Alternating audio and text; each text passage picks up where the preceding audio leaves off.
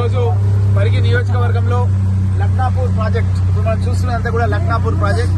ఇది గతంలో కాంగ్రెస్ గవర్నమెంట్ లోనే నిర్మాణం చేసినటువంటి ఇరిగేషన్ ప్రాజెక్ట్. ఇది ఈ ఇరిగేషన్ ప్రాజెక్ట్ నుంచి పరిగి నియోజకవర్గానికి పరిగి మండలంతో పాటు వికారాబాద్ కాన్స్టిట్యున్సీ కూడా వ్యవసాయదారులకు సాగునీరు ఇవ్వడం జరుగుతుంది.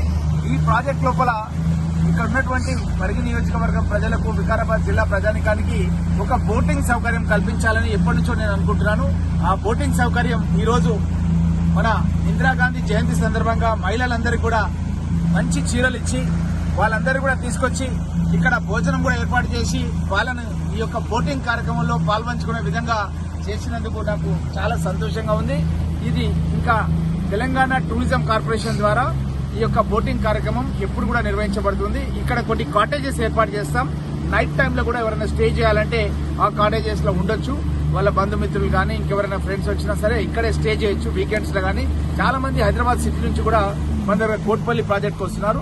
వాళ్ళందరూ కూడా నెక్స్ట్ డెస్టినేషన్ మన పరిగి లక్నాపూర్ ప్రాజెక్ట్ కు రావడం అన్నది జరుగుతున్న విషయాన్ని తెలియజేస్తూ, ఇదే కాకుండా పరిగికి దగ్గరలోనే ఒక ఈకో అర్బన్ పార్క్ కూడా ఎస్టాబ్లిష్మెంట్ చేస్తున్నాం. దానికి హెచ్ఎండిఏ నిధులతో 10 కోట్ల రూపాయలతో ఆ యొక్క అర్బన్ పార్క్ జాఫర్పల్లి దగ్గర ఎస్టాబ్లిష్మెంట్ చేస్తున్నాం. అదేవిధంగా పూడూరు మండలంలో కూడా రామగుండం టెంపుల్ కూడా ప్రాచీన టెంపుల్. అది 400 సంవత్సరాల క్రితం ఏర్పాటు చేసిన శివాలయం. అది అక్కడ కూడా హెచ్ఎండిఏ ఫండ్స్ 10 crores చూపిస్తూ దాన్ని కూడా డెవలప్ చేస్తున్నాం. ఈ విధంగా పరిగి నియోజకవర్గం లోపల చాలా ప్రదేశాలు టెంపుల్ టూరిజం అనేది కూడా ఉంది. టెంపుల్ టూరిజం అంటే పామండ రామలింగేశ్వర స్వామి దేవాలయం ఉంది. అక్కడ ఏకశిలా పర్వతం ఉంది. ఆ ఏకశిలా పర్వతం అనేది దగ్గర 50-60 ఎకరాలలో ఒకే ఒక పర్వతం ఉంటది. ఒకే ఒక రాతి కట్టడం పైన శివుడు వెలిసింది అక్కడ. కాబట్టి చాలా మంది భక్తులు ఇతర రాష్ట్రాల నుంచి కూడా అక్కడ రావడం జరుగుతుంది. రాకంచర్ల కీర్తనలు కూడా ఎన్నో సంవత్సరాల నుంచి మా పరిగి నియోజకవర్గం నుంచి ఆ కీర్తనలు రేడియోలో కూడా మనం చిన్నప్పుడు వినేది. అవి కూడా వెంకటదాస్ కీర్తనలు ఉన్నాయి. అవి కూడా మా పరిగి నియోజకవర్గంలో ఉన్నాయి. ముజాహిద్పూర్ ప్రాంతంలో కూడా షాజహాన్ల టైం నుంచి నిర్మాణమైన కూడా ఇక్కడ చెప్తుంటారు చాలా మంది. మా యొక్క చాలా మంది పూర్వీకులు చెప్తుంటారు. అక్కడ కూడా ఏదట్లయితే చార్మినార్ ఇవన్నీ ఉన్నాయో అట్లాంటిదే కట్టడాలు కొన్ని అక్కడ ముజాహిద్పూర్ గ్రామంలో ఉన్నాయనే విషయాన్ని కూడా తెలియజేస్తూ, పెద్ద ఎత్తున హైదరాబాద్ నుంచి టూరిజం అట్రాక్ట్ చేయడానికి మన పరిగి నియోజకవర్గంలో మైలారంలో కూడా ఒక వెంకటేశ్వర స్వామి ఆలయం ఉన్నది.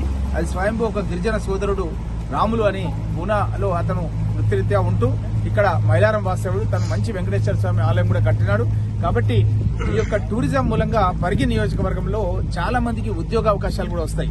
అదేవిధంగా వ్యాపారాలు కూడా చేసుకుంటారు. నిరుద్యోగ యువకులకు అన్ని విధాల సహాయ సహకారాలు ఉంటాయి. కాబట్టి ప్రజలకు కూడా ఈ యొక్క టూరిజం మూలంగా వాళ్ళు సంతోషంగా వాళ్ళ ఫ్యామిలీతో వాళ్ళ పిల్లలతో గడపడానికి వీలవుతుంది. కాబట్టి ఈ యొక్క బోటింగ్ సౌకర్యం కల్పించడం జరిగింది. ధన్యవాదాలు.